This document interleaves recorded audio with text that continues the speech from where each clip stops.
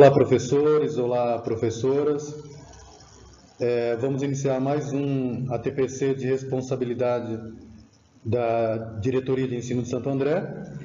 Meu nome é Valdir, estou como PCNP de História aqui no Núcleo Pedagógico e hoje trataremos do tema Educação Antirracista e de Combate à Violência contra a Mulher.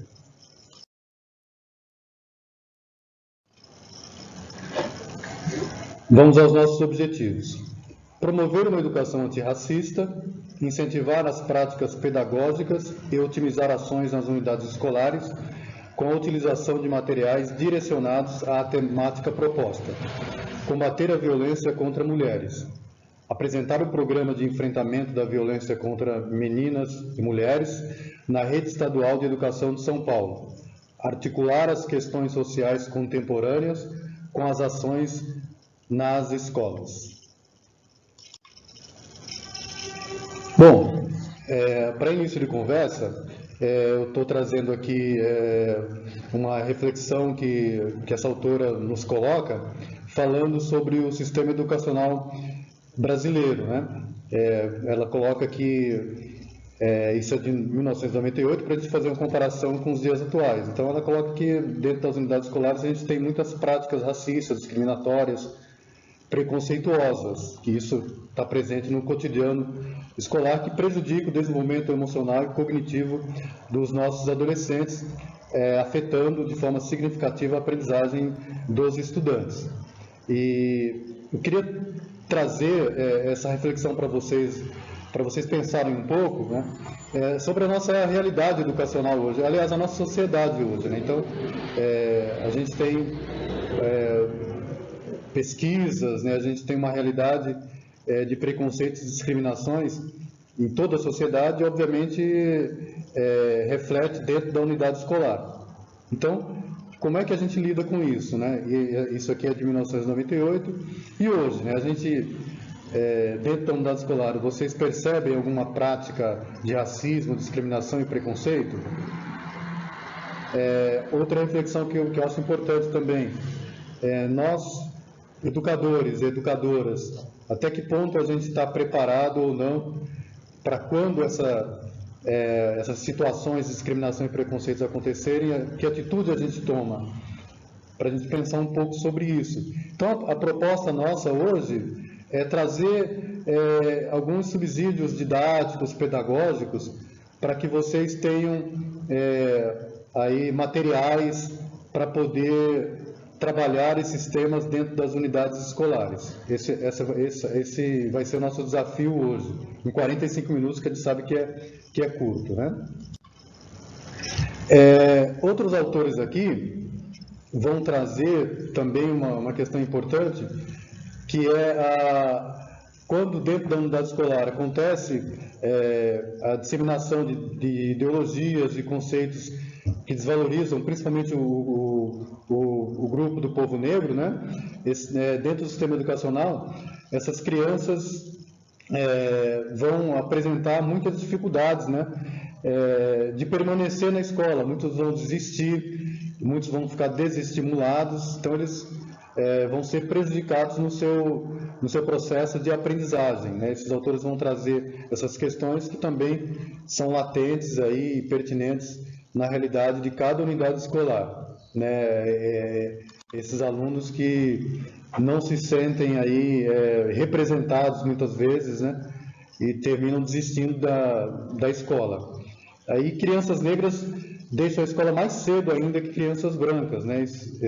Essa autora vai deixar isso para a gente aqui também, né? Isso vai refletir aí com a baixa qualidade das oportunidades educacionais oferecidas às crianças e adolescentes negros.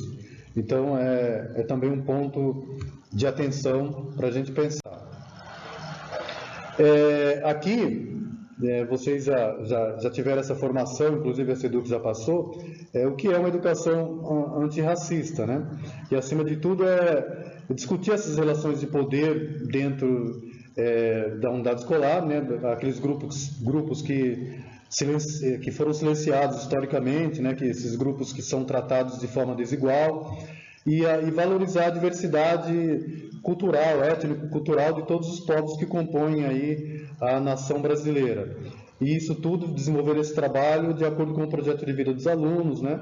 De acordo com a individualidade de cada aluno, promovendo aí o protagonismo juvenil. Essa é a proposta aí de uma educação antirracista. E a gente tem algumas normativas, algumas leis que vão amparar o nosso trabalho, que vão dar base para o nosso trabalho, vão dar base legal para o nosso trabalho.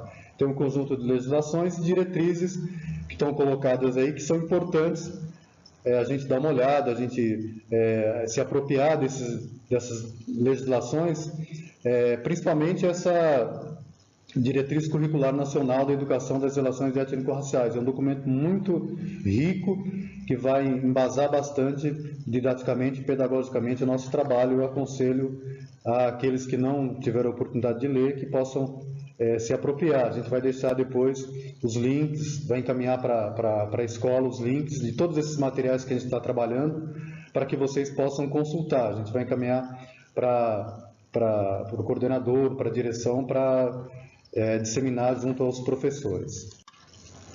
E agora vamos a um dos materiais que a gente escolheu para apresentar para vocês, que é a Cartilha de Direitos Humanos e o Combate ao Racismo. Esse é um material uma cartilha aí da Defensoria Pública do Estado do Rio Grande do Sul. É um material, apesar de ser de outro estado, mas pertinente aí para o trabalho, para auxiliar o trabalho de vocês. Eu vou aqui, então, apresentar esse material. A proposta aqui não é discutir e aprofundar os conceitos que essa cartilha apresenta, até porque são temas assim que daria outras ATPCs. Então, eu vou só apresentar a cartilha para incentivar vocês a consultá-la, para que vocês possam, consultando ela, vocês terem aí ideias para desenvolver o trabalho junto aos alunos. Então, vai ser bem rápido, assim, uma apresentação. Não vou apresentar toda a cartilha, que é muito grande, mas eu escolhi algumas páginas da cartilha que eu acho pertinente para que vocês possam ter conhecimento dela e possam se motivar a consultá-la e desenvolver o trabalho com ela. Bom, então primeiro a cartilha ela vai trazer essa proposta aí de por onde começar. Muitos professores, professoras, educadores e educadoras não se sentem seguros, muitas vezes, de discutir esse tema. Então, a cartilha vai começar por aí. Por onde eu começo a abordar esse tema, né? Por onde começar? Então, ela vai trazer aí um pouco essa discussão do conceito de raça e cor, né? Então vai bem didaticamente falar um pouco sobre o conceito de raça, conceito de cor, ressaltando que é importante, né, o educador e a educadora reconhecer que o racismo é um fenômeno social e não biológico. A cartilha vai ressaltar isso. Depois, ela vai tratar um pouco uma questão histórica, né? Que esses processos de racismo, de discriminação, de preconceito racial, faz parte foi construído historicamente, culturalmente, na história do nosso país, né? Houve toda uma política estatal de exclusão, marginalização, escravização do povo negro, né? Uma tentativa de branqueamento, um processo de miscigenação que vai culminar aí com o que a gente chama de democracia racial. Então, vai discutir todas as temáticas do tráfico humano, a exploração compulsória, esse conceito de democracia racial. Então, para a gente entender um pouco como que o racismo se construiu historicamente e culturalmente na nossa sociedade, na sociedade brasileira. E depois ele vai discutir vai apresentar quais as consequências de acreditar no mito da democracia racial. Então, vai discutir um pouco o que é democracia racial, como essa democracia racial encobre problemas graves, né, problemas de neutralizar aí a questão racial, de muitos grupos não reconhecer o racismo, e contribuindo aí para esses problemas todos das desigualdades e discriminações e preconceitos, né, e muitos culpabilizando ainda o próprio negro, né, pela situação que se encontra hoje, né, e trabalhando um pouco, discutindo um pouco essa questão da meritocracia. Então ele vai discutir esses conceitos aí de democracia racial, de branquitude, de colorismo. Então vai nessa linha aí de discutir os conceitos. E depois vai ainda aprofundar o que é o racismo, né? Como o racismo se constitui, vai discutir um pouco essa ideia do racismo estrutural também, né? Então, vai aprofundando esses conceitos importantes aí. Depois ele vai trazer, que eu acho bem importante isso, né? Como a gente identifica, como o professor e a professora pode identificar uma ação racista, né? Ele vai estar trazendo aí que a prática racista se expressa em ações discriminatórias. Contudo, o agente frequentemente não admite ou reconhece seu preconceito. O fato é que alguém está sendo racista, por exemplo, quando utiliza a questão dos apelidos, né, inferioriza a estética negra, considera negro um negro inferior, a questão religiosa, a questão dos espaços de trabalho, a questão do cabelo, tem um monte de questões aí que são caracterizadas como ações racistas. E a cartilha vai apresentar isso. Depois vai apresentar as expressões, muitas expressões racistas também, que muitas vezes a gente vê na unidade escolar e a gente tem que combater isso e desmascarar, né, essas falas como falas racistas para a gente tirar do nosso vocabulário. Tipo a coisa está preta, da cor do pecado, denegrir a imagem de outro, né? E certas expressões podem ser substituídas. Por exemplo, a coisa está preta por a situação está difícil. Denegrir a gente pode substituir por difamar. Mercado negro a gente pode substituir por mercado ilegal. Vai trazer então essas dicas aí para a gente desenvolver esse trabalho junto aos estudantes. Também vai trazer algumas questões, algumas perguntas que são colocadas, né? Mas pessoa negra pode ser racista como uma pessoa branca?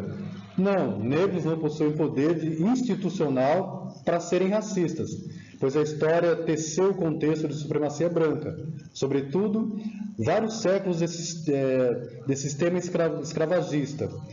Para haver racismo reverso, seria necessário modificar a história, para que os negros fossem capazes de criar um conjunto de privilégios para si e de oprimir outros grupos sociais, o que, obviamente, não é possível. Aí vai trazer outras perguntas aí. A pessoa negra pode ser discriminada? Não. A pessoa negra pode usar a pessoa não negra pode usar turbante? Sim. Somente a pessoa negra pode falar sobre racismo? Não. Né? Vai falar um pouco sobre a questão do lugar de fala. Bom, agora eu vou apresentar bem rapidamente outra cartilha, que também é uma cartilha de São Paulo aqui, né?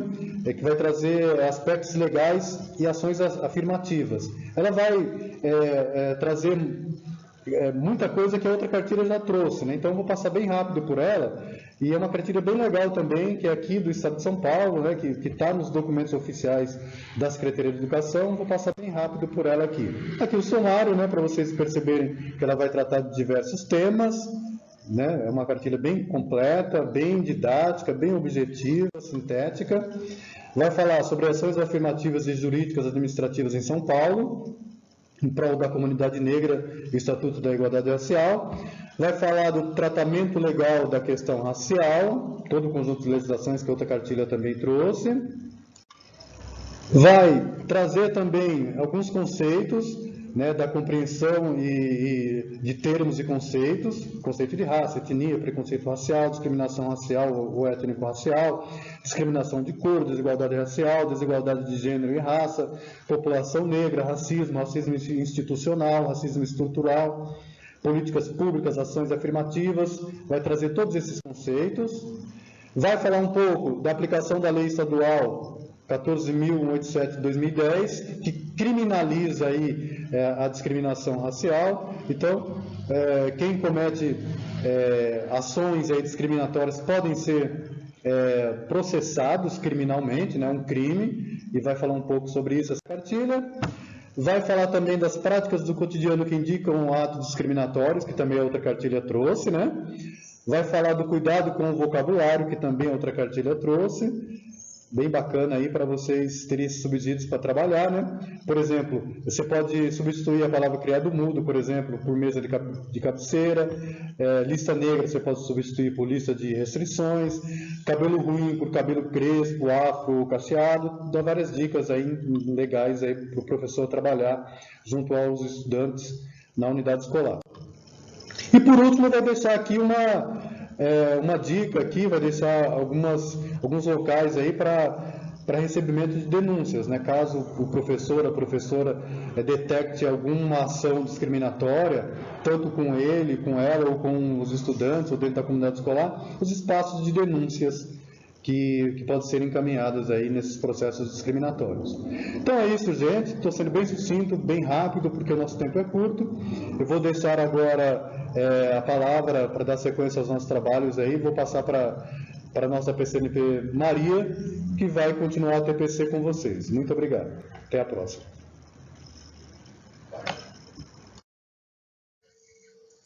Olá, professores.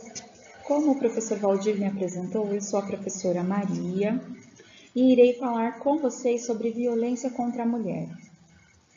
A violência contra a mulher, no âmbito doméstico, tem sido documentada em todos os países e ambientes socioeconômicos, e as evidências existentes indicam que o seu alcance é ainda maior do que se calcula, né? E segundo o levantamento do Datafolha, Visível e Invisível, a vitimização de mulheres no Brasil de 2021, 5 em cada 10 brasileiros relataram ter visto uma mulher sofrer algum tipo de violência no seu bairro ou comunidade ao longo dos últimos 12 meses. O que você precisa saber? A cada 15 segundos, uma mulher é agredida no Brasil. O Brasil é um país que mais sofre com a violência doméstica. A violência doméstica é a principal causa de morte e deficiência entre mulheres de 16 a 44 anos de idade. Cerca de 70% das vítimas de assassinato do sexo feminino foram mortas por seus companheiros. A violência contra a mulher atinge mulheres de todas as classes sociais, raças e etnias, religiões e culturas. A violência contra a mulher produz consequências emocionais devastadoras. Mais de 40% das ações violentas resultam em lesões corporais graves. E a violência, ou mesmo o medo da violência, aumenta a vulnerabilidade da mulher à infecção pelo HIV e outras doenças sexualmente transmissíveis. A mídia fala todo dia de violência contra a mulher, ora referindo-se a ocorrências policiais, ora falando a respeito de ações do judiciário, frequentemente de maneira escandalosa.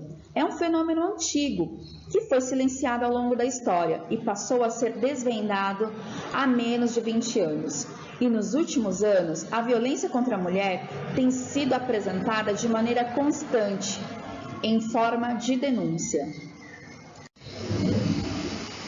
Existem vários materiais desenvolvidos com o objetivo de informar e auxiliar no combate à violência contra a mulher. Este, que estou apresentando aqui, é um deles. Foi elaborado pela Universidade Federal do ABC, o FABC, e a Casa de Referência Helenira Preta, projeto Violência contra a Mulher em Tempos de Covid-19, ações para mitigar o efeito do isolamento social e a dificuldade de acesso à rede de apoio.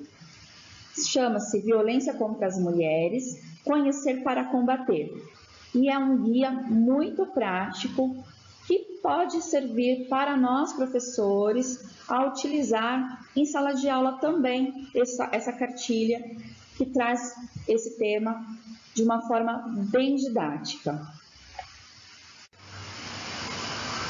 Essa cartilha ela foi dividida em 4 sessões para facilitar a leitura, sendo a sessão 1, Violência contra as Mulheres, Conhecer para Combater, a sessão 2, Viver sem Violência é um Direito, e as sessões 3 e 4 são formadas por 2 guias, o Guia de Serviços Públicos para Mulheres em Situação de Violência e o Guia Como as Leis Protegem as Mulheres. E o que é violência contra mulheres? Toda conduta que cause morte, dano ou sofrimento físico, sexual ou psicológico à mulher, que aconteça no ambiente doméstico ou em locais públicos, é considerado violência contra a mulher. A cartilha, ela traz as diferentes formas da violência contra as mulheres. E violência, em seu significado mais frequente, quer dizer o uso da força física, psicológica ou intelectual para outra pessoa fazer algo que não está com vontade. É constranger, é restringir a liberdade, é incomodar, impedir a outra pessoa de se manifestar seu desejo, sua vontade, sob a pena de viver gravemente ameaçada ou até mesmo lesionada ou morta. Muitas mulheres sentem dificuldades em admitir que são vítimas de violência. Então, por que para muitas mulheres pode ser difícil sair de uma situação de violência? A cartilha também traz essas informações. Porque possivelmente essa mulher sofre com a questão da dependência econômica, a dependência emocional, falta de apoio das pessoas próximas, falta de acesso à informação, a baixa autoestima, além do medo pela sua própria vida e pela vida e segurança dos filhos.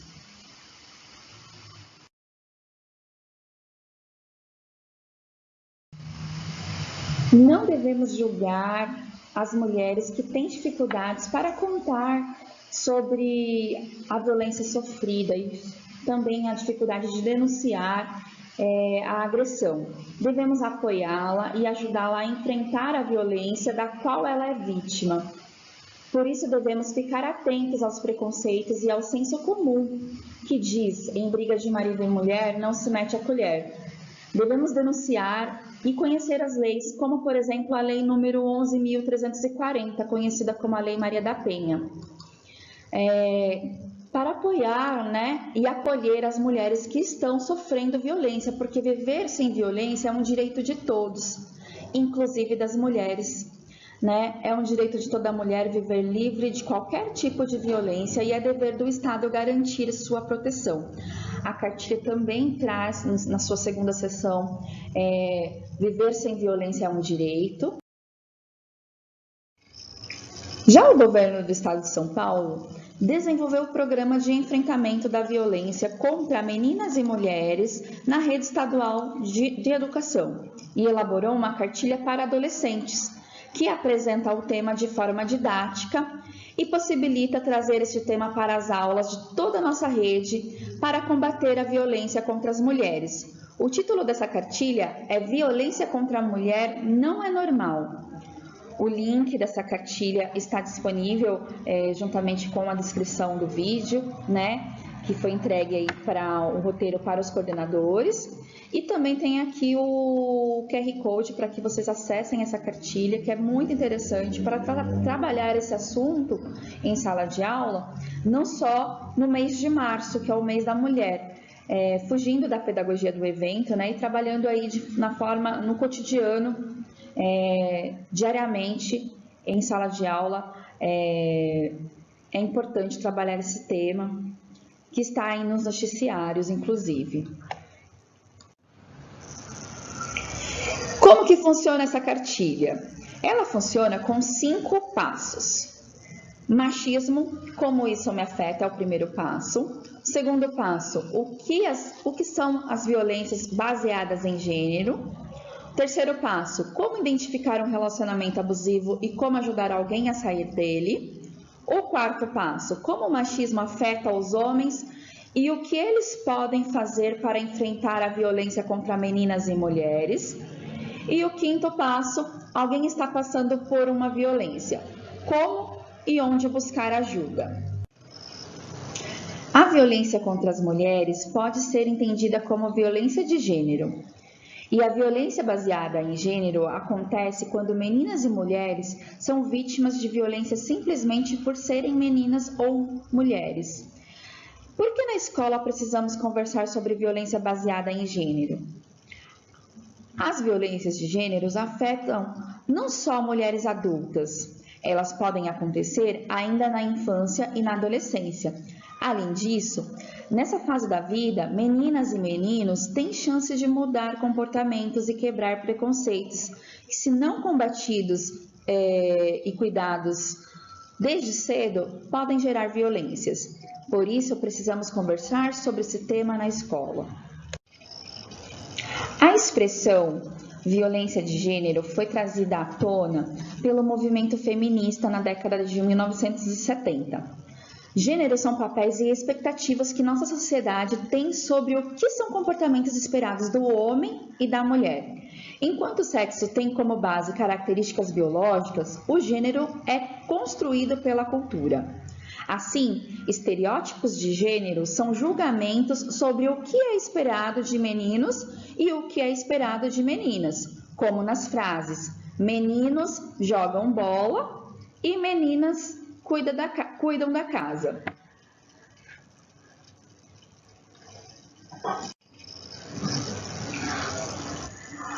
A violência de gênero atinge também as mulheres trans. As pessoas trans são pessoas que não se identificam com o gênero designado ao nascer. O termo trans contempla uma série de identidades diferentes, como os transexuais, travestis, transgêneros, pessoas não binárias. As mulheres trans também sofrem violência, então também fazem parte dessa violência de gênero. E essa violência, ela apresenta várias formas. E essa imagem que está na cartilha retrata as duas principais formas, a forma visível e a forma invisível. A forma visível, ela retrata através de ameaça, agressão física, insulto, abuso, estupro e até o feminicídio. A forma invisível é a humilhação, chantagem emocional, culpabilização, invisibilização, humor machista, controle, linguagem sexista, machismo na mídia, publicidade machista. E também aqui nessa imagem, na cartilha, tem o número do Disque Denúncia, que é o número 180.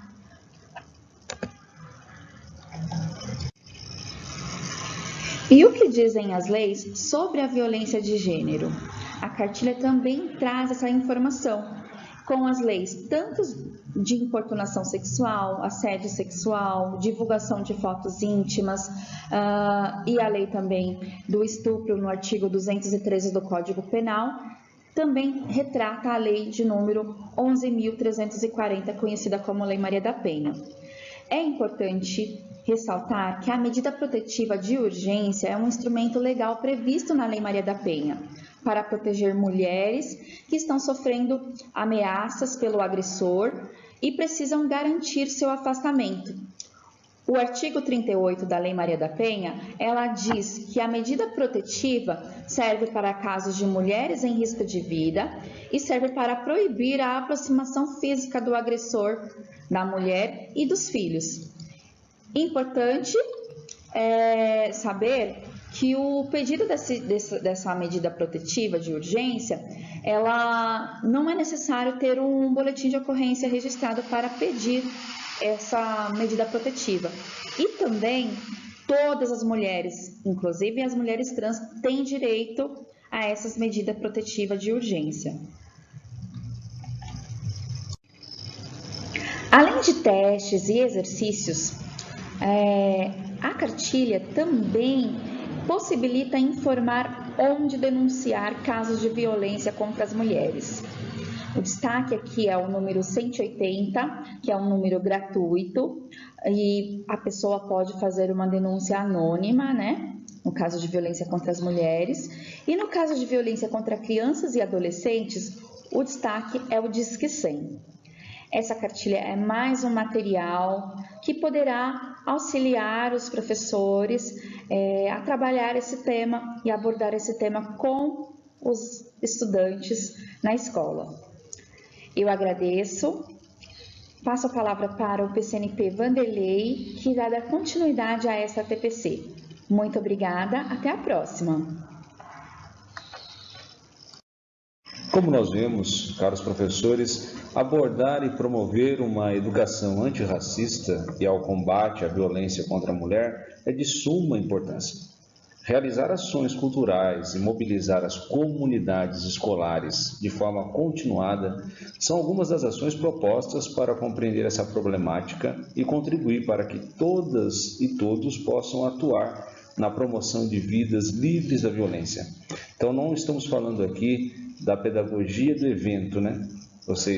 A gente costuma, ver desde que entramos na escola, momentos específicos ao longo do ano para tratar de alguns temas. E aí você termina o evento e aquele tema é esquecido, ao longo do ano letivo. Então a proposta é trabalhar continuamente, rotineiramente, constantemente esses temas. É claro, professores, que a gente precisa retomar, e é sempre importante retomar o que está previsto em nossa legislação.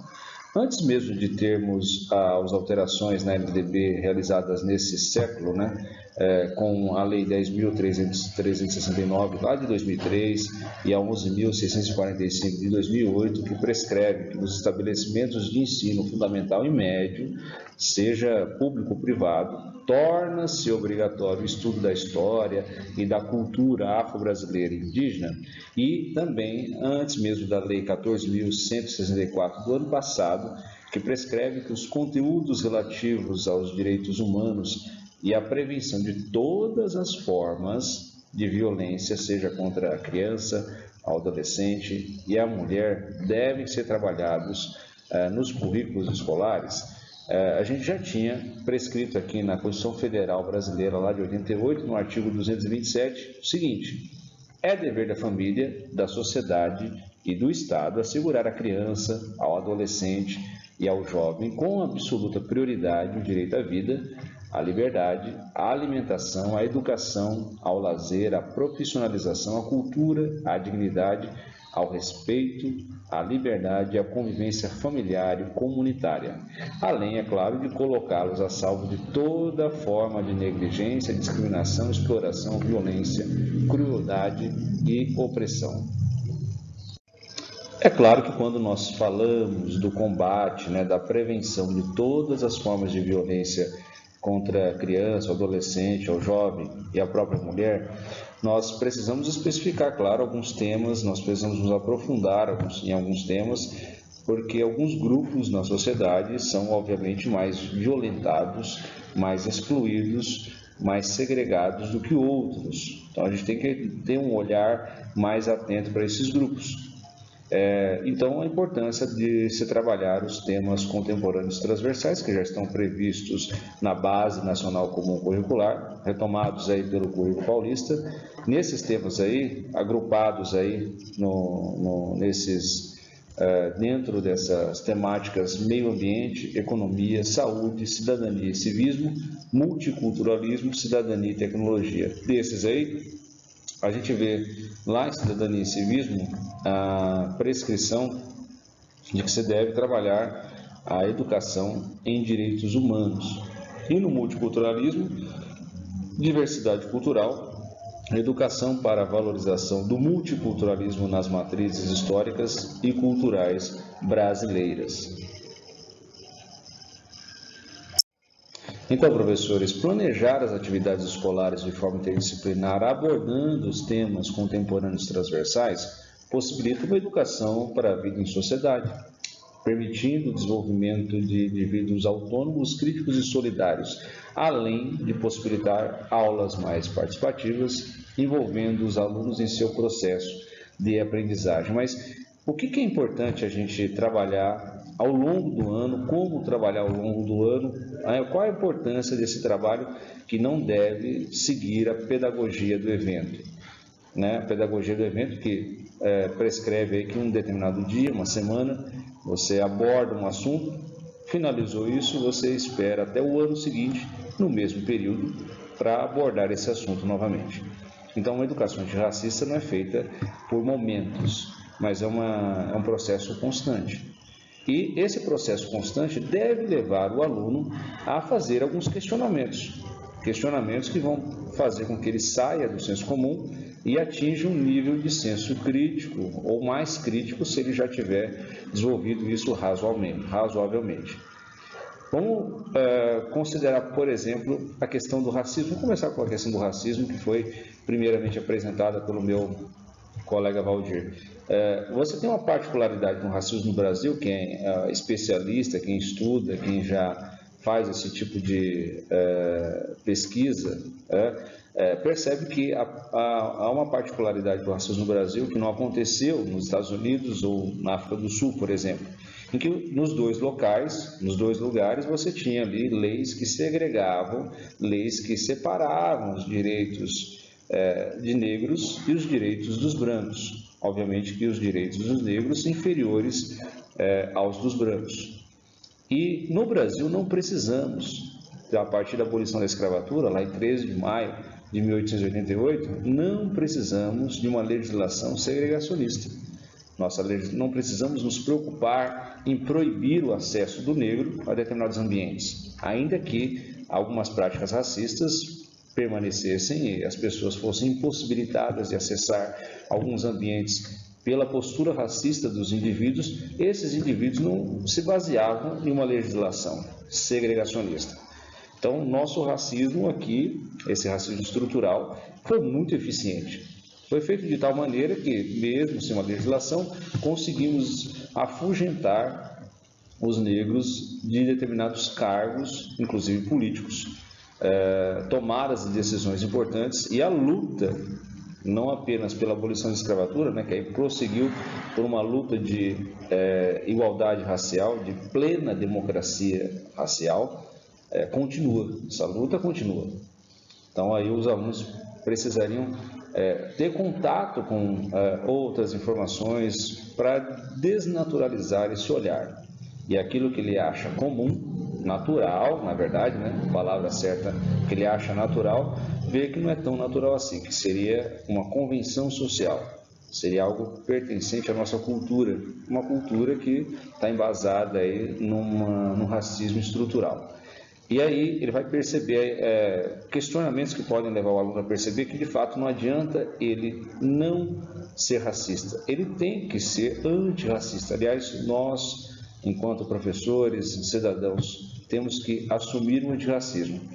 Por quê? Porque o racismo ele não apenas mata, mas ele também deixa morrer e ele faz matar. Então, aqueles, por exemplo, que não se opõem diretamente ao racismo, eles vão se colocar, às vezes, em uma opção de banalidade ou de omissão em relação às vítimas. E ainda vão colher também os frutos do racismo.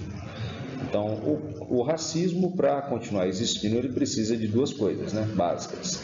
Primeiro, pessoas que pratiquem o racismo deliberadamente. E segundo, pessoas que cruzem os braços diante das práticas racistas. Então, a pessoa não ser racista não é suficiente para eliminar o racismo. E não discutir esse tema em sala de aula realmente não vai ajudar na eliminação do racismo. Vai apenas fazer com que ele permaneça por mais algum tempo, não sabemos quanto, mas que ele continue sendo praticado enquanto outros cruzam os braços. No caso da questão da violência contra a mulher, algumas questões precisam ser colocadas, os alunos precisam se fazer algumas questões, né?